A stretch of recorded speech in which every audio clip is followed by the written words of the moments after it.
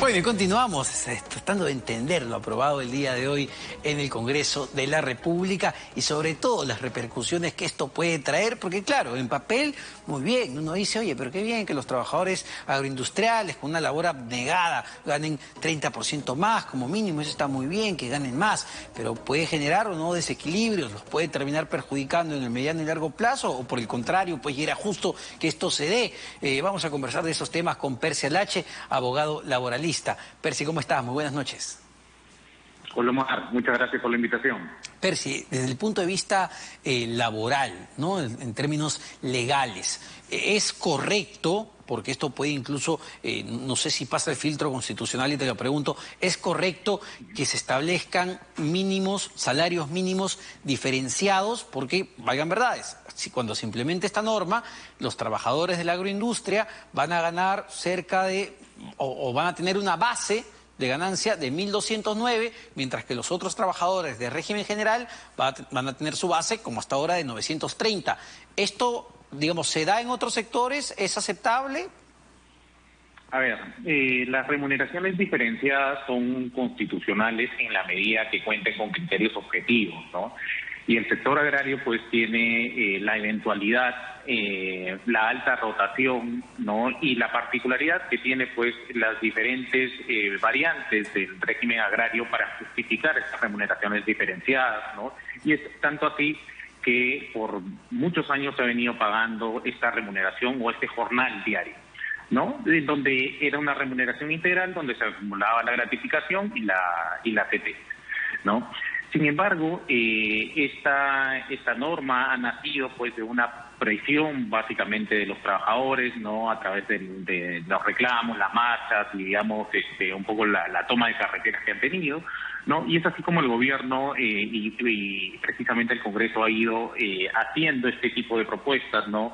La bonificación especial por trabajo agrario, que es el 30% que hoy se estaría aprobando, de más, que equivale a 279 soles, es lo que sería el plus frente al régimen general que tienen hoy, ¿no? Porque hoy sin norma, ellos, los trabajadores agrarios tienen 930 únicamente, que se estaría elevando a cerca de 1.200, ¿no? Sin embargo, las expectativas de los trabajadores en la previa de esta discusión era 70 soles diarios, sí, ¿no? Con lo cual haría un total de 2.100 soles. El Congreso, en los últimos proyectos, de los tantos que han habido, tenía una expectativa de 59 soles, que equivalía a 1.770. Y el promedio de la remuneración que la AGAP, ¿no? La Asociación Empresarial Agraria,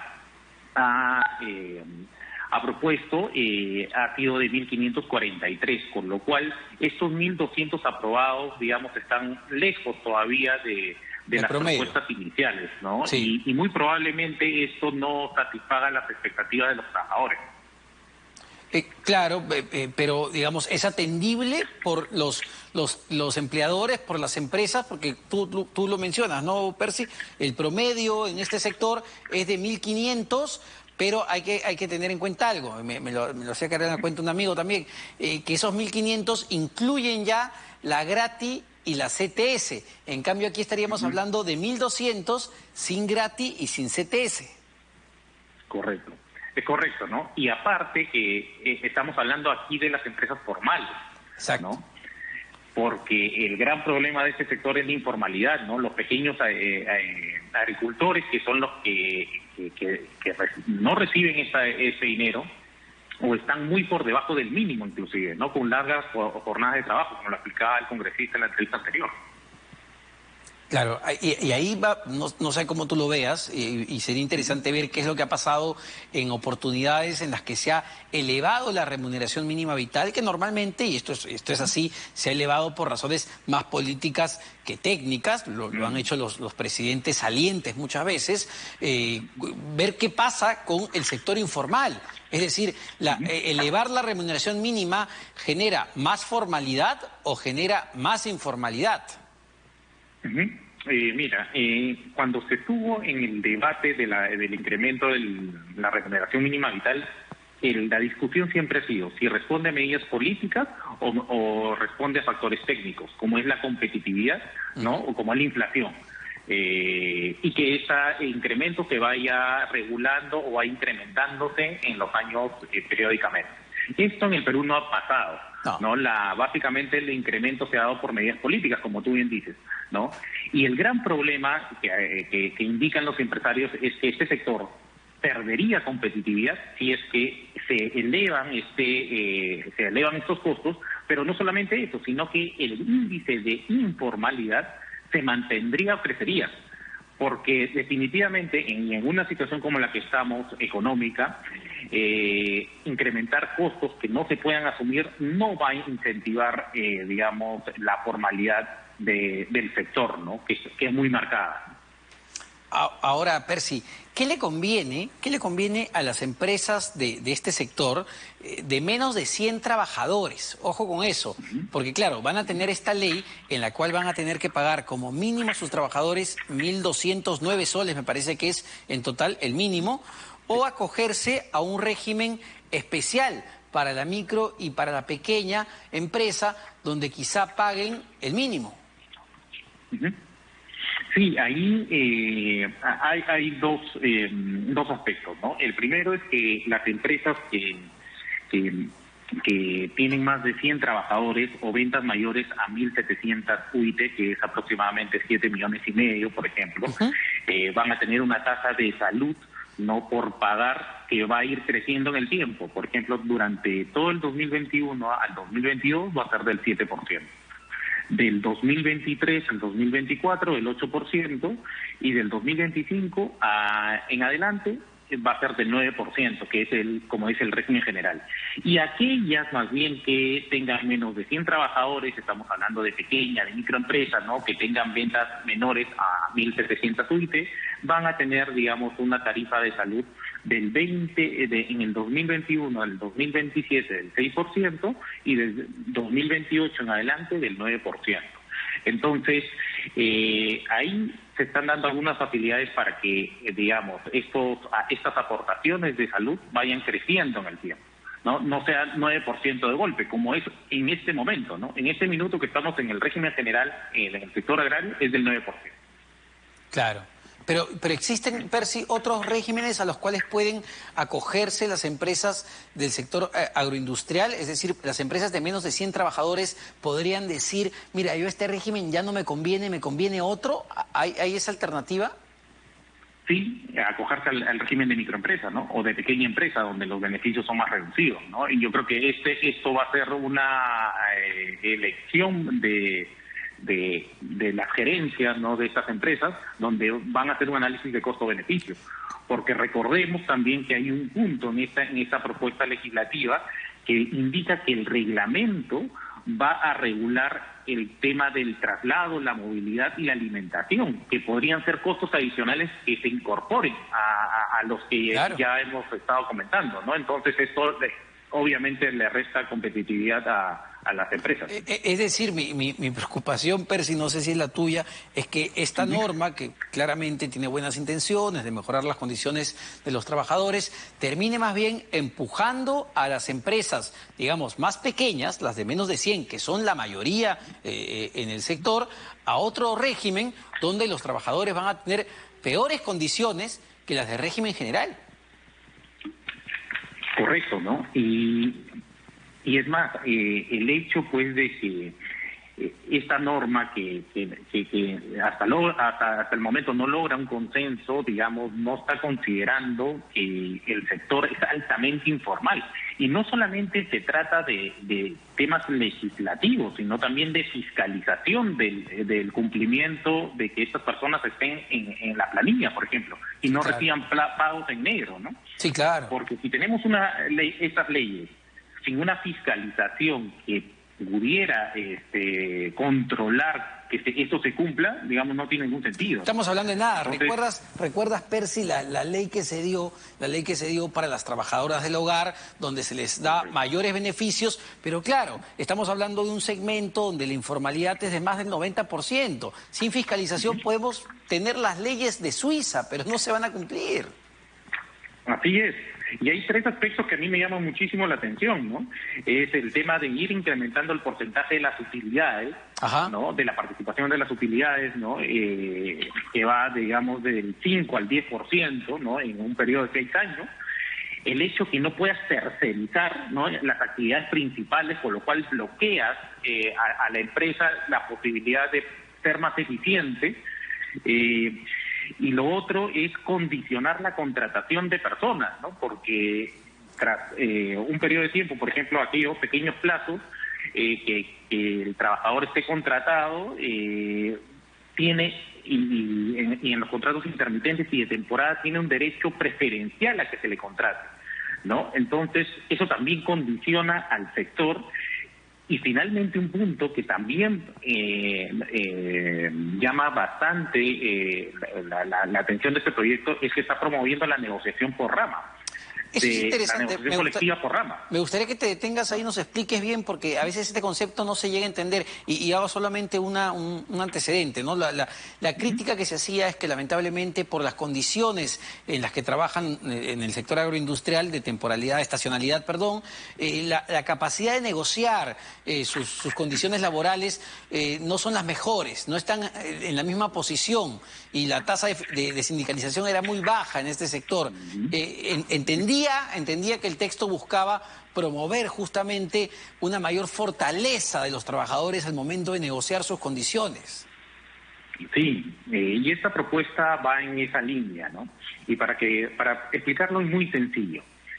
Lo que se está proponiendo para el sector agrario es lo que ya viene ocurriendo con construcción civil y con el régimen portuario. A ver. ¿Ok? Que es una negociación de todas las empresas del sector, ¿no? Es una negociación por rama, ¿no? Entonces, donde se fijan condiciones generales, homogéneas para todas las empresas del sector, ¿no? Así, por ejemplo, tenemos estos convenios anuales que firma el gremio de construcción civil, ¿no? CAPECO, con las organizaciones sindicales, y se van fijando tarifas dependiendo de la categoría del trabajador, capataz, peón, ¿no?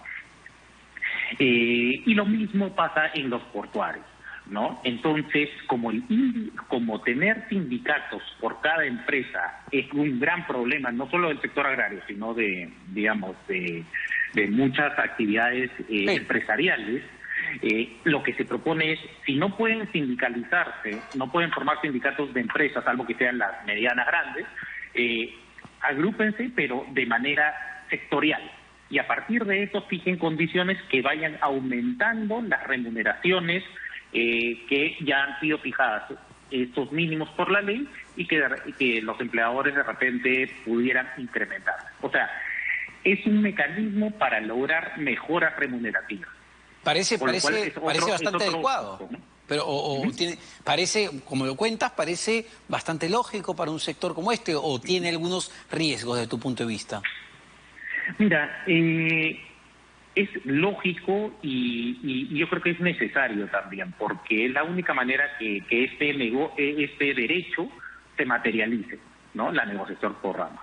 Ahora, va a tener que existir disposición también de los gremios en poder sentarse a la mesa para poder negociar, ¿no? Porque lo que pasaba en el sector construcción civil, en el sector portuario, es que las empresas no se sentaban a la mesa a negociar este tipo de condiciones. Entonces, esto que sucedía, que los trabajadores pues no percibieran incrementos remunerativos, hubieran estos reclamos, huelgas en su momento. En el caso del sector agrario pudieran haber nuevamente tomas de carreteras. Entonces la idea es que se fijen estas condiciones. Ahora, pero nuevamente, insisto, el problema no son las leyes, no es la posibilidad de negociar, que finalmente es entre las partes, sino también la fiscalización que se cuente para que estas normas se cumplan es fundamental. Ahora, mencionamos el lado de la tercerización, Percy, y esto me parece que ha sido uno de los problemas centrales en toda esta discusión, ¿no? La famosa service, que los trabajadores denunciaban, los explotaban y no les pagaban ni siquiera el mínimo vital. ¿Qué establece la norma en ese sentido?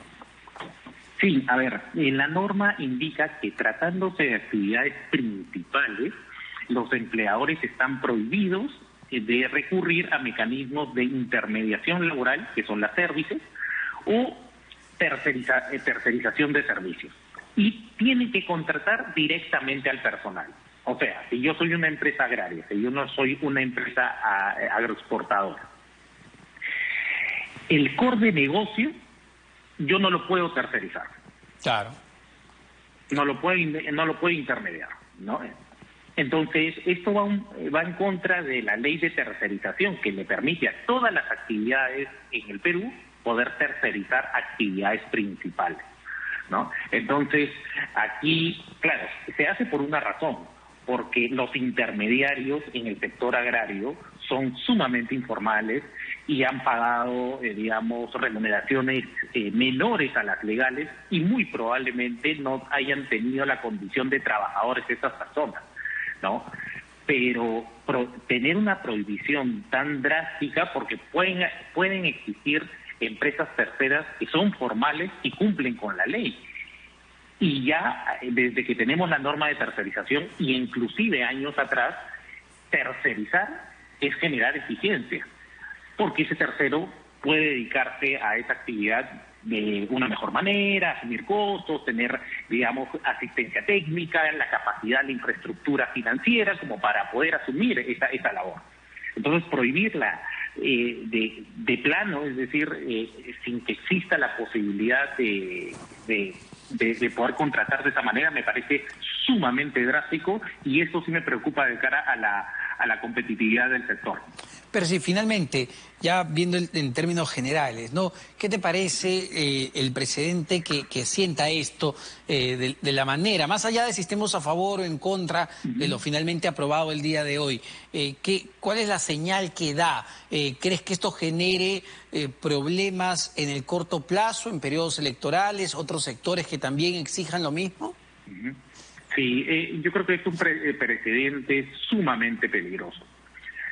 Por tres razones. La primera es que la presión desmedida de la toma de carreteras ha hecho que el gobierno se preocupe por esta situación, con lo cual, digamos, ante cualquier presión social, el gobierno está cediendo. Segundo, muchos sindicatos, a propósito del reclamo agrario, también están radicalizando sus medidas y tienen mucha llegada con congresistas y autoridades estatales para presionarlos, ¿no? Y que se consigan a través de eso eventuales mejoras. Sí. Y lo tercero que me preocupa es que de cara a una reactivación de país que actualmente tenemos, el hecho de no tener instituciones sólidas y poderes del Estado, digamos, que hagan análisis técnico este tipo de normas, es decir, un costo-beneficio real, ¿no? Y considerando el contexto de hacer empresa en el Perú, se pueden emitir normas que simplemente sean populistas y no respondan a criterios técnicos y mucho menos nos permitan recuperarnos de esta crisis tan aguda que tenemos. Perfecto, Percy, clarísimo entonces tus explicaciones y tu posición sobre este tema. Percy Alache, abogado laboralista, jefe del área laboral de PricewaterhouseCoopers. Nos vamos a una pausa.